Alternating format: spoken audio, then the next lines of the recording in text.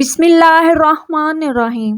رسول اللہ صلی اللہ علیہ وآلہ وسلم کے شام سے واپس آنے کے بعد حضرت خدیجہ الکبریٰ رضی اللہ تعالی عنہا مکمل طور پر شادی کے لیے رضامند تھیں، لیکن مسئلہ یہ تھا کہ کیسے حضور اکرم صلی اللہ علیہ وآلہ وسلم تک پیغام نکاح پہنچایا جائے، کیونکہ عرب کے رواج کے مطابق پیغام نکاح مرد دیتے تھے، نہ کہ عورتیں۔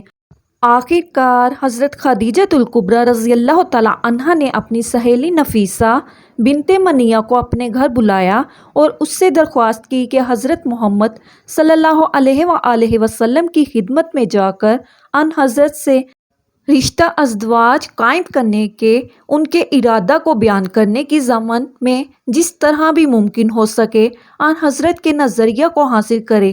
نفیسہ نے حضرت محمد صلی اللہ علیہ وآلہ وسلم سے اس وقت ملاقات کی جب آپ صلی اللہ علیہ وآلہ وسلم کعبہ کا طواف کرنے کے بعد لوٹ رہے تھے۔ نفیسہ نے حال احوال پوچھنے کے بعد آپ سے سوال کیا، اے محمد صلی اللہ علیہ وآلہ وسلم، آپ شادی کیوں نہیں کرتے؟ ان حضرت صلی اللہ علیہ وآلہ وسلم جواب میں فرمایا، خالی ہاتھ شادی نہیں کی جا سکتی۔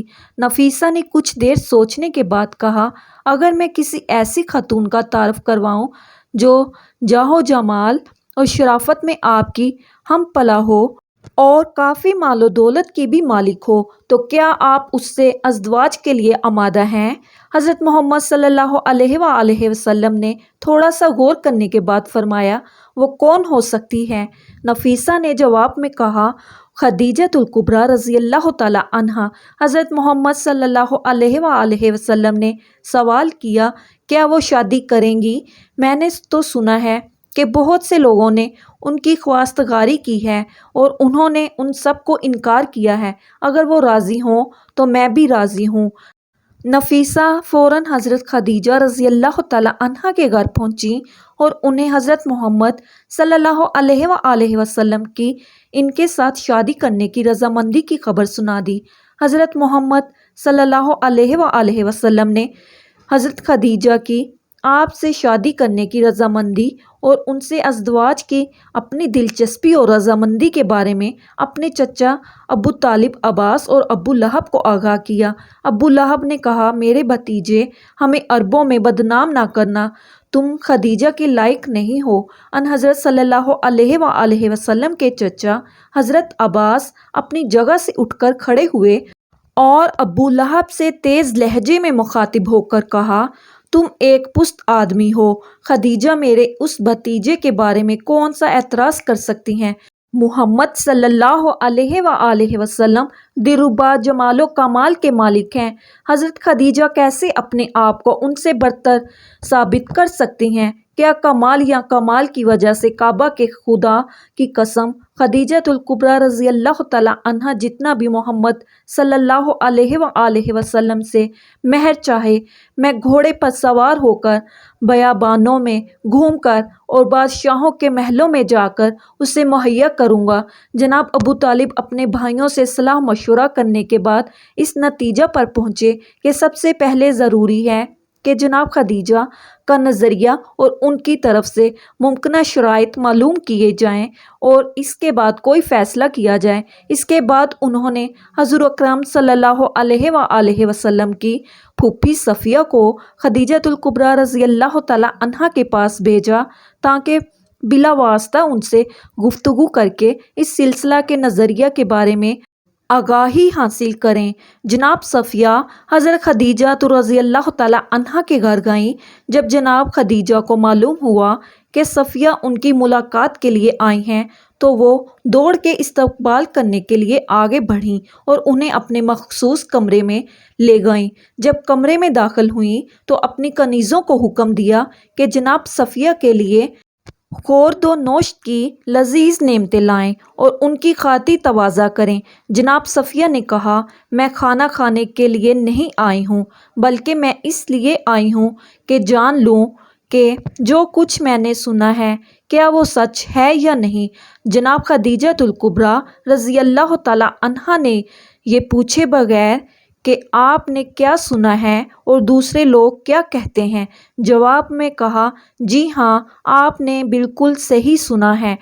وہ عورت خوش قسمت ہے جو محمد صلی اللہ علیہ وآلہ وسلم کی شریک حیات بنے، کیونکہ محمد صلی اللہ علیہ وآلہ وسلم ان کے لیے فخر و مباحت کا سبب ہیں۔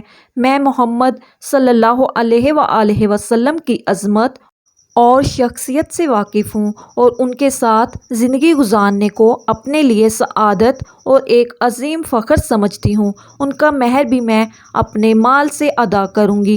جناب صفیہ نے جناب خدیجہ کا دو ٹوک الفاظ میں جواب سن کر خوشی اور مسرت میں کہا، اے خدیجۃ الکبریٰ، خدا کی قسم، آپ محمد صلی اللہ علیہ وآلہ وسلم سے محبت کرنے میں حق بجانب ہیں۔ ابھی تک کسی آنکھ نے آپ کے محبوب کی مانند کسی نور کو نہیں دیکھا ہے اور کسی کان نے ان کے کلام سے شیریں تر کلام نہیں سنا ہے۔ اس کے بعد جناب صفیہ نے حضرت خدیجۃ الکبریٰ رضی اللہ تعالیٰ عنہا سے رخصت لی اور مسرت شادمانی کی حالت میں جناب ابو طالب کے گھر کی طرف لوٹیں، جہاں پر بنی ہاشم کے بزرگ افرادان کا انتظار کر رہے تھے۔ جناب حضرت ابو طالب کے گھر میں داخل ہونے کے بعد جناب صفیہ نے بنی ہاشم کے بزرگوں کے سامنے حضرت محمد صلی اللہ علیہ وآلہ وسلم کے تئیں جناب حضرت خدیجہ رضی اللہ تعالیٰ عنہا کے ناقابل توصیف محبت و احترام کو بیان کیا۔ ابو لہب کے علاوہ بنی ہاشم کے تمام افراد یہ خبر سن کر بہت خوش ہوئے، کیونکہ ابو لہب ہمیشہ حضرت محمد صلی اللہ علیہ وآلہ وسلم سے حسد رکھتا تھا۔ اس کے بعد ان حضرت کے چچا اور بنی ہاشم کے بزرگوں نے باضابطہ طور پر جناب خدیجۃ الکبریٰ رضی اللہ تعالیٰ عنہا کے پاس خواستگاری کے لیے جانے کا فیصلہ کیا۔ 28 سال ہجرت سے قبل بعثت سے 15 سال قبل 9 شوال کو جناب ابو طالب اپنے عید کے لباس کو زیب تن کر کے بنی ہاشم کے چند بزرگوں کی سرپرستی کرتے ہوئے حضرت خدیجۃ الکبریٰ رضی اللہ تعالیٰ عنہا کے چچا عمر بن اسد کے گھر کی طرف روانہ ہوئے، کیونکہ طے یہ پایا تھا کہ نکاح خوانی کی رسم وہیں پر منعقد ہوگی۔ خاطر تواضع اور مہمان نوازی کے بعد سب سے پہلے جناب ابو طالب نے خدائے سبحان کی وحدانیت اور مکہ محمد کی عظمت کے بارے میں ایک خطبہ پڑھا۔ خطبہ پڑھنے کے بعد مہر کے بارے میں گفتگو ہوئی۔ حضرت خدیجۃ الکبریٰ رضی اللہ تعالیٰ عنہا کے مہر کے بارے میں مختلف اقوال نقل کیے گئے ہیں۔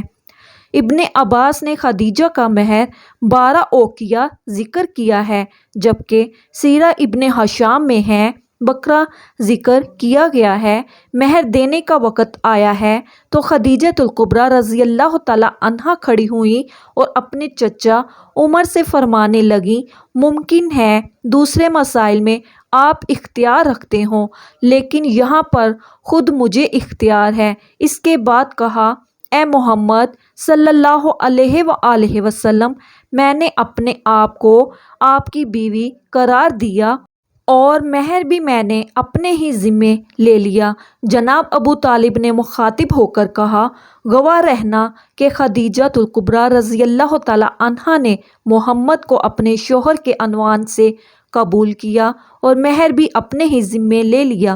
ابو جہل کھڑا ہوا اور غضبناک ہو کر حضار سے مخاطب ہو کر بولا، تعجب کی بات ہے کہ عورتیں مردوں کے مہر کو اپنے ذمہ لیتی ہیں۔ جناب ابو طالب غضبناک ہو گئے اور کھڑے ہو کر کہا، جی ہاں، اگر کوئی مرد میرے بھتیجے کے مانند ہو تو عورتیں سب سے گراں قیمت مہر کو بھی اپنے ذمے لے لیتی ہیں، اور تم جیسے ہوں تو گراں قیمت مہر لیے بغیر ان سے ازدواج کے لیے آمادہ نہیں ہوتی۔ مہر معین ہونے کے بعد عقد و نکاح کے مراسم منعقد ہوئے اور جناب خدیجۃ الکبریٰ رضی اللہ تعالیٰ عنہا اس تاریخ کے بعد قانونی طور پر حضرت محمد صلی اللہ علیہ وآلہ وسلم کی شریک حیات بن گئیں۔ ناظرین گرامی، یہ یاد رہے کہ آپ صلی اللہ علیہ وآلہ وسلم ملت ابراہیمی پر قائم تھے اور حضرت خدیجہ الکبریٰ رضی اللہ تعالیٰ عنہا کی راستی اور طہارت بھی مسلم تھی۔ نیز ورقہ بن نوفل کی تعلیمات کی روشنی میں وہ آپ صلی اللہ علیہ وآلہ وسلم کو نبی آخر الزماں ہی سمجھ کر نکاح کر رہی تھیں، اس لیے یہ نکاح دین حنیف ملت ابراہیمی پر منعقد ہوا تھا۔ عقد کی تقریب ختم ہونے کے بعد تمام مہمان اٹھ کر اپنے گھروں کو چلے گئے۔ رسول اللہ صلی اللہ علیہ وآلہ وسلم بھی اپنے چچا ابو طالب کے ساتھ گھر جانے کے لیے کھڑے ہوئے۔